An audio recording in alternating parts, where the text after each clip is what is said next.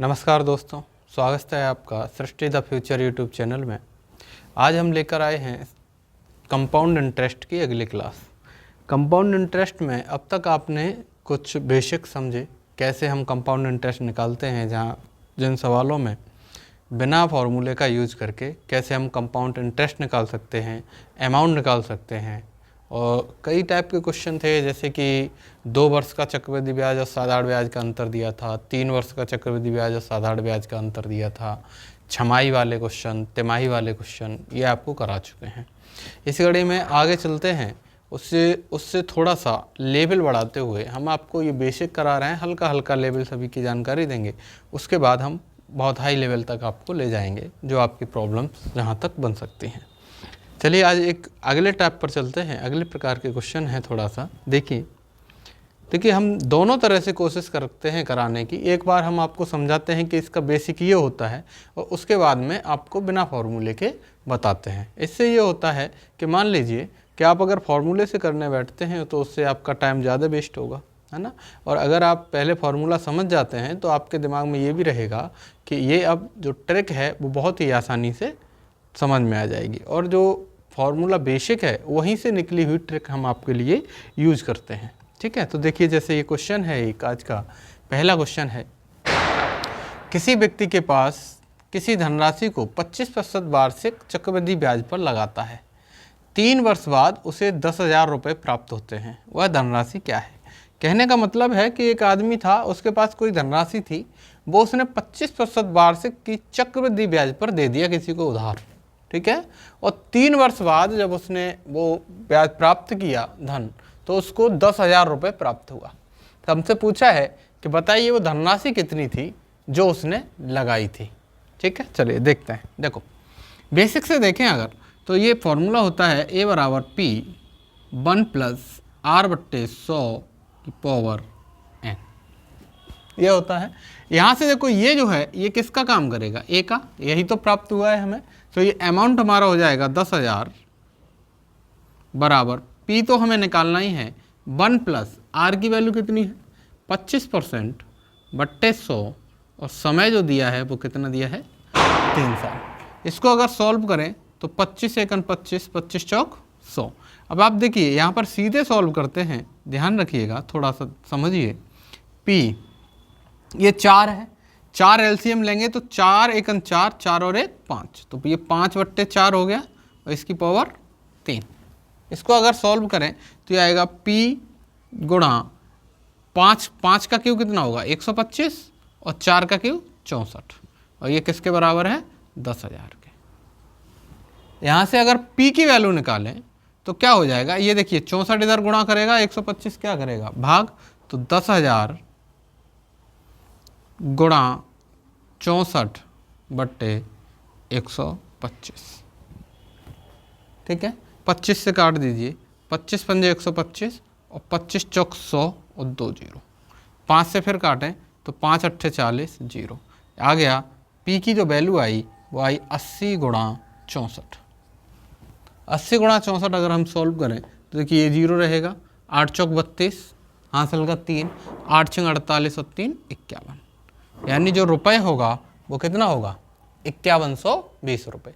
उस व्यक्ति ने जो उधार दिया होगा वो कितना होगा 5120 रुपये। अगर आप ये अप्रोच क्वेश्चन करने में एग्जाम में लगाएंगे तो आपका टाइम वेस्ट होगा, है ना। तो हम यहीं से कुछ चीज़ें निकालते हैं। जैसे देखो ये हमें जो दिया है ये कितना दिया है 25% दिया है।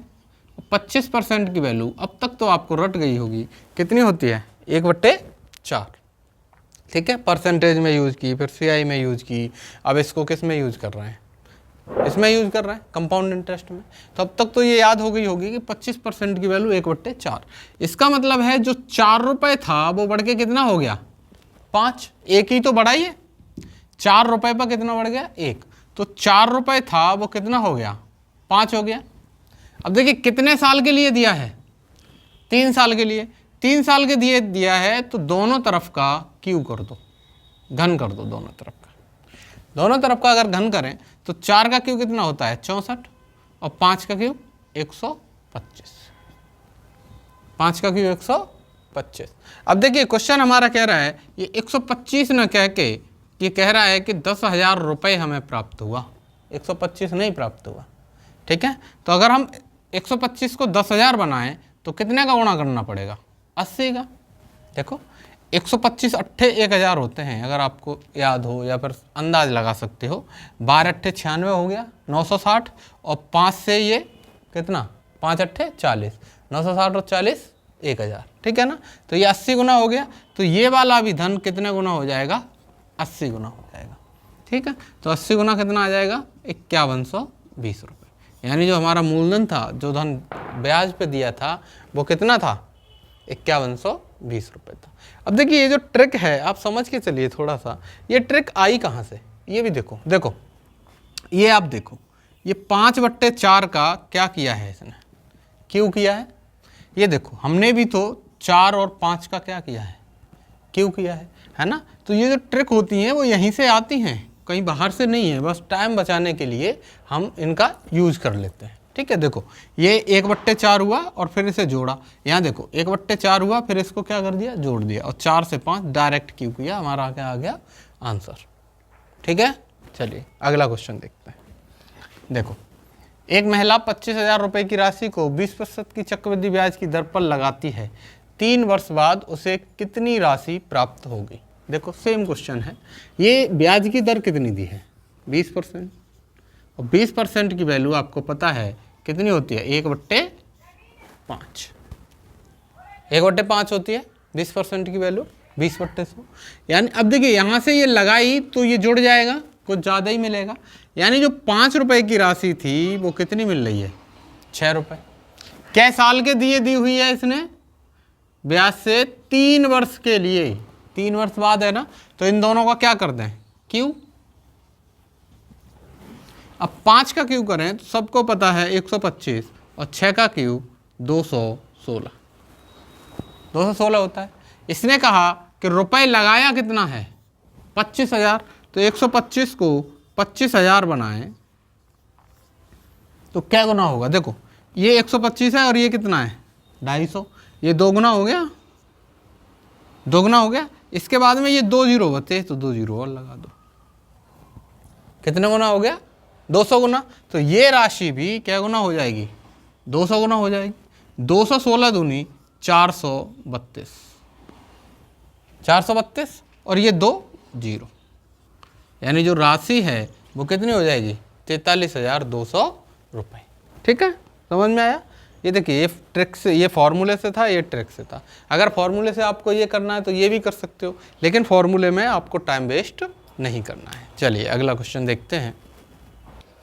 देखिए क्वेश्चन है, एक व्यक्ति अपनी 3,90,300 रुपये की राशि को अपने 2 पुत्रों में इस प्रकार बांटता है कि जब वे 18 साल के हों तो उन्हें बराबर बराबर राशि प्राप्त हो, और उसे मिलने वाली चक्रवृद्धि ब्याज 4% की है। देखो कहने का क्वेश्चन मतलब ये है कि एक व्यक्ति था, उसके पास 3,90,300 रुपये थे, और उसके 2 पुत्र थे, एक 14 साल का और दूसरा 16 साल का।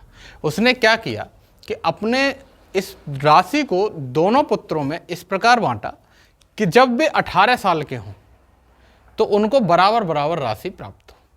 ठीक है ना, जैसे पहला जो 14 साल का है उसकी राशि को कै साल के लिए लगा दिया? 4 साल के लिए। और जो दूसरा कै साल का है? 16 साल का, उसको कै साल के लिए लगा दिया? 2 साल के लिए। और जब वे दोनों बड़े हुए, 18 साल के हुए, तो उन दोनों को क्या हुआ? बराबर राशि प्राप्त हुई। ठीक है ना। अब आप देखिए अगर इस क्वेश्चन को आप फॉर्मूले से करेंगे, a बराबर P1 + R/100 तो इसमें आपको 2-3 बार लगाना पड़ेगा, 2 बार लगाना पड़ेगा फॉर्मूला, फिर उनका क्या है? कंपैरिजन करना पड़ेगा। लेकिन हम उस चीज़ पे नहीं आते हैं, कोई मतलब नहीं है हमें उससे, हम सीधा सीधा अपना देखते हैं। देखो एक पुत्र कै साल का है? 14 का, और दूसरा कितने का है? 16 का। ठीक है ना। अब आप ये देखो कि इसको राशि कै साल मिलेगी? ब्याज 4 साल। इसको कै साल मिलेगी? 2 साल। यही होगा ना। इसको कै साल मिलेगी? 4 साल। इसको 2 साल। क्यों? क्योंकि ये कह रहा है कि जब वे 18 साल के हों तो 14 साल का जो है उसको 4 साल ब्याज मिलेगा, और जो 16 साल का है उसको कै साल मिलेगा? 2 साल। अगर हम इन दोनों का अंतर देखें तो देखिए कितने का आया? 2 का अंतर आया। अब आप ये देखो कि इसने जो दर है वो कितनी दी है? 4%, और 4% की वैल्यू 1/25, 4/100 1/25, ठीक है।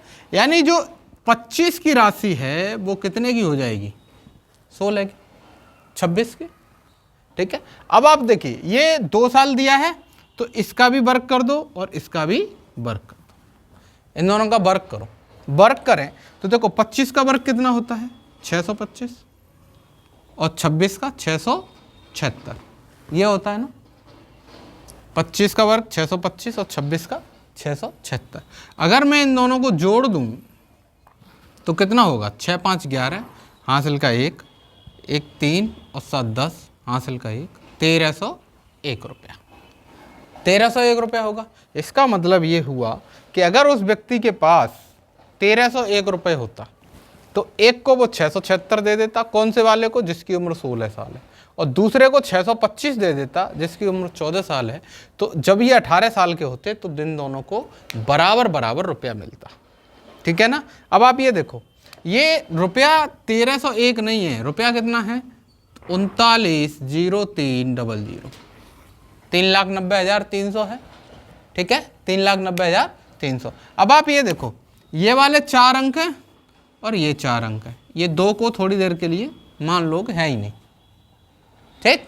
अब देखो यहां से कंपैरिजन करो, 13 तिया 39 और 1 तिया 3, ये हुआ ना, 3 गुना हो गया ये, और ये 2 0। तो ये जो राशि है ये भी क्या गुना हो जाएगी, 300 गुना, और ये भी राशि क्या गुना हो जाएगी, 300 गुना, ठीक है ना। अब इनका 300 गुना करने के बाद जो आंसर होगा वही क्या हो जाएगा, उत्तर हो जाएगा। देखो 3 5 15, हासिल का 1, 3 दूनी 6 और 1 7, और 3 6 18, यानी एक को वो 1,87,500 रुपये दे दे, और दूसरे को कितना दे दे, 3 6 18, हासिल का 1, 3 7 21, 21 और 1 22, हासिल का 2, 3 6 18 और 2 20, 00, 2,28,000 रुपये दे दे। अगर ये ऐसे रुपए बांट दे तो इन दोनों में जब ये 18 साल के होंगे तो कितनी कितनी राशि होगी, बराबर बराबर राशि दोनों को मिलेगी, ठीक है ना। चलो ऐसा ही एक और क्वेश्चन देखते हैं, सेम क्वेश्चन।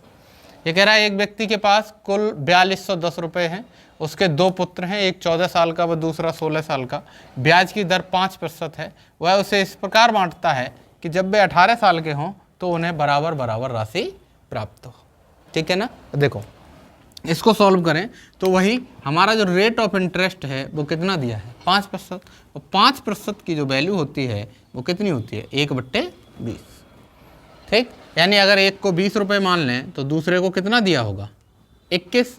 अब देखो सेम है, ये एक 16 साल का है, दूसरा 14 साल का है, दोनों का अंतर कितना है, 2 साल का, 2 साल का अंतर है। तो क्या करते हैं, वर्ग, इसका भी वर्ग और इसका भी। अगर इसका वर्ग करें तो 20 का वर्ग कितना होता है, 400, और 21 का वर्ग 442, 21 का वर्ग 441, ठीक है ना, ये होता है। अब देखो इनके जोड़ा जाए तो कितना होगा, 1 4 8, 841 हो गया, ये है ना, 841। अब हमें दिया कितना है, देखो ये दिया है हमें 4210 रुपये, 4210 रुपये दिया है, ठीक है। अब देखो अगर मैं यहाँ से देखूँ तो ये लगभग 5 गुना बैठ रहा है, 8 5 40, 5 गुना, देखो 5 1 5, 5 चौक 20, हासिल का 2, 5 8 40 और 2 42, 4205 दिया है, और ये कितना है 4210। तो इसको लगभग 5 गुना कर देते हैं, कोई दिक्कत नहीं है उससे, आप ऑप्शन से आगे देख सकते हैं, पॉइंटों में कुछ अंतर पड़ जाएगा, ठीक है ना। तो अपने कैलकुलेशन के लिए लगभग कितने गुना मान लिया, 5 गुना। तो देखो ये भी क्या गुना हो जाएगा, 5 गुना, और ये भी क्या गुना हो जाएगा, 5 गुना। अगर इसका 5 गुना करें तो 5 चौक 20, एक को कितने रुपए देगा, 2000, ठीक है, 5 चौक 20 और 2 0। इसको 5 गुना करें तो 5 1 5, 5 चौक 20, हासिल का 2, 5 चौक 20 और 2 22, इसको कितना देगा, 2205 रुपये। यानी जो 16 साल का उसका बेटा है, ये 16 साल वाला है, इसको कितना दे देगा, 2205, और जो 1400 साल का है उसको कितना दे देगा, 2000 रुपये। और अगर ये अपना 2000 रुपये क्या परसेंट पे लगा दे, 5% की चक्रवृद्धि ब्याज पे, ये अपना 2205 रुपये 5% की चक्रवृद्धि ब्याज पे लगा दे, तो ये 2 साल बाद जब ये 18 साल के होंगे, ये 18 का और वो 4 साल बाद 18 का होगा, तो दोनों को राशि कैसी मिलेगी? बराबर। चलिए आगे देखते हैं। देखिए क्वेश्चन देखते हैं, किस दर पर 32,000 रुपये की राशि 37,044 हो जाए 9 महीने में हो जाएगी, ब्याज प्रति तिमाही दे है। चक्रवृद्धि ब्याज की ही बात चल रही है। देखो इस टाइप के क्वेश्चन मैंने कराए हैं, आपको एग्जाम में आया हुआ क्वेश्चन है इसलिए उठा लिया गया है, ठीक है। ऐसे क्वेश्चन मैं आपको पहले करा चुका हूँ। ये कह रहा है 32,000 रुपये की राशि कितनी हो रही है? 37,044, ठीक है ना। आप देखो ये कह रहा है 9 महीने में और ब्याज है प्रति तिमाही, तो 9 महीने में कितनी तिमाही होंगी? 3 तिमाही होंगी, 3 3 3, तभी तो 9 महीने हुए। इसका मतलब ये एज अ 3 वर्ष काम करेगा, एज अ 3 वर्ष काम करेगा, ठीक है। अब 3 वर्ष काम करेगा, तो अगर हम इसको सॉल्व करें तो 4 का भाग लगाओ, 4 अट्ठे 32, 8,000 हो गया। वैसे देखो ये 32,000 किसी से 32,000 किसी का घनमूल नहीं बनना है, तो हमें थोड़ा सा तो दिमाग लगाना पड़ेगा ही। 32,000 के अगर उसमें देखें तो 8,000 घर बन जाता है, तो काट दो इसे 4 से, क्या बार कर गया? 8,000। इधर भी 4 से काटेंगे तो देखो 4 निम 36, 1 बचा, 4 दूनी 8, 2 बचे, 4 6 24, 4 1 4, 9261, ठीक है ना, 9261। अब आप देखो अगर आपको याद हो तो ये 8,000 ये हमारा 3 तिमाही हो गई, समय 3 वर्ष। ये 8,000 किसका क्यों होता है? 20 का, 20 का क्यों। और 9261 किसका होता है? 21 का क्यों। 9261 किसका होता है? 21 का, ठीक है। देखो अब देखो 20 से कितना हो गया? 21, दर निकालें तो 1 का अंतर पड़ा कितने पे? 20 पे, गुणा 100, 20 5 100, यानी आंसर आ गया हमारा 5%। यानी जो रेट ऑफ इंटरेस्ट होगा वो कितना हो जाएगा? 5% हो जाएगा, ठीक है ना। चलिए देखिए अगला क्वेश्चन है, 20% CI पर 4,500 रुपये उधार लिया गया, हर वर्ष के अंत में 1,500 रुपये वापस कर देता है, तो तीसरे वर्ष के अंत में कुल कितने रुपए वापस करेगा? देखिए एक क्वेश्चन समझिए थोड़ा सा, अच्छा क्वेश्चन है। ये कह रहा है एक व्यक्ति है, उसने 4,500 रुपये उधार लिया, उससे कहा गया कि आपको 20% की चक्रवृद्धि ब्याज देनी पड़ेगी।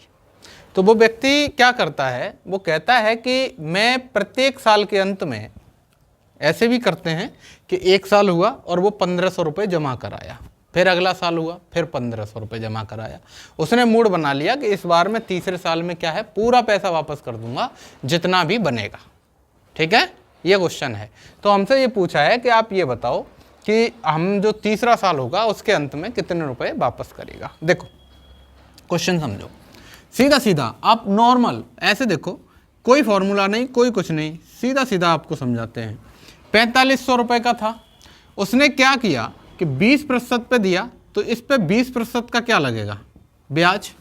और 4,500 का 20% का मतलब 1/5। अगर 4,500 का 1/5 करूँ तो कितना होगा? 900, 9 पंजे 45, 900 रुपये होगा, है ना। अब देखो 4,500 और 900 कितने रुपए हो गए? 5,400।